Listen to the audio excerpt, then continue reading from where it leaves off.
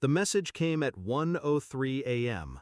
No hello, no hesitation, just, "I'm not coming back. I've met someone much better and younger than you." The second message landed 30 seconds later. Also, "I've transferred our joint savings into my account. Good luck." I stared at the phone until my reflection blurred in the black glass. Then I typed, "Sure, enjoy your new life." She took it as surrender. It wasn't. Before the fall. I met Claire 12 years ago in a cramped cafe, both of us sheltering from the rain. She was quick-witted, full of the kind of charm that makes you feel chosen. Back then, we shared cheap wine and bigger dreams, pooling every dollar for a future we swore we'd build together. We'd gone from an apartment with a leaky ceiling to a house with 3 bathrooms, vacations abroad, the secure life we once envied in others. I thought we were still building. I didn't know she was already moving out, piece by piece, in her head. The first crack. The signs were small, too small for someone still in love to question. Her girls' nights stretched into overnight stays. Her phone, once left face up on the counter, began living face down in her purse. She laughed at texts she didn't show me. But the real warning? The sudden interest in our finances. She wanted to be more involved, to understand the numbers. I was happy to teach her, or so I thought. The night she left. She told me she was going on a week-long trip with friends. I helped carry her suitcase to the car. She kissed my cheek but didn't meet my eyes. 2 days later, the message came. The switch in my head. Shock didn't last long. Neither did anger. Claire believed she'd outplayed me. She'd moved our joint savings into her account thinking it was final. She didn't know that months earlier I'd restructured everything. Legally, that joint savings account was tied to our business, a business registered under my name alone. Every cent in it was listed as company capital. And company funds? They don't just belong to someone because they click transfer.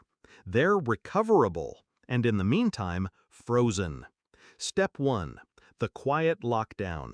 At 7:45 a.m., I called the bank, reported an unauthorized withdrawal from business funds. The account she'd moved the money into was immediately locked pending investigation. Her balance was now as untouchable as the moon. Step 2. The legal net. Next, I called my lawyer. Divorce papers were drawn up that morning, citing asset misappropriation. In our state, that meant I could file for an emergency injunction, preventing her from selling, moving, or spending anything we owned together. By noon, the court had approved it. Her car? Frozen. Her half of the house? Frozen. The emergency fund she thought I didn't know about? Frozen. Step 3. The public curtain drop. Claire liked appearances. She'd built her social media presence like a stage set. Glamorous photos, travel shots, perfect marriage captions.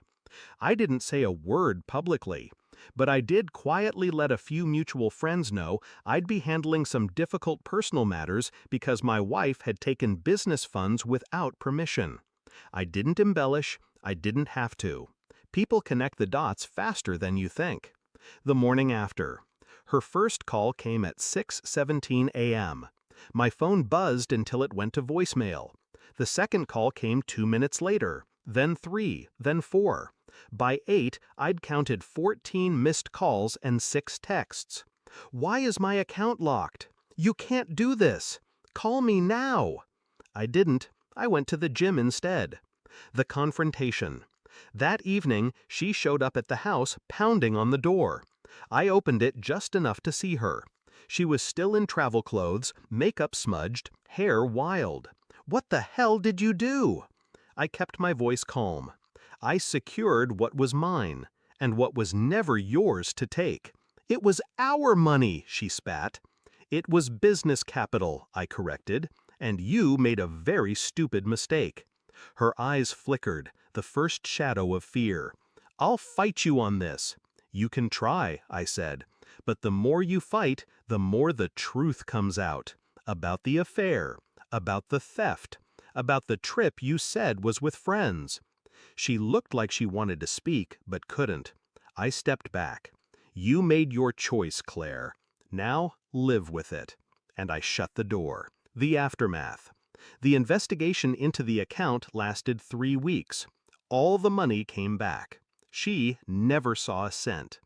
The divorce finalized faster than I expected, mostly because she stopped fighting when her lawyer explained just how badly she'd cornered herself. She left with her clothes, her car, and the man she'd chosen over me. 3 months later, I heard he'd left her too. Reflection. I don't hate her. Hate would mean she still mattered. What I feel is colder, cleaner. The knowledge that she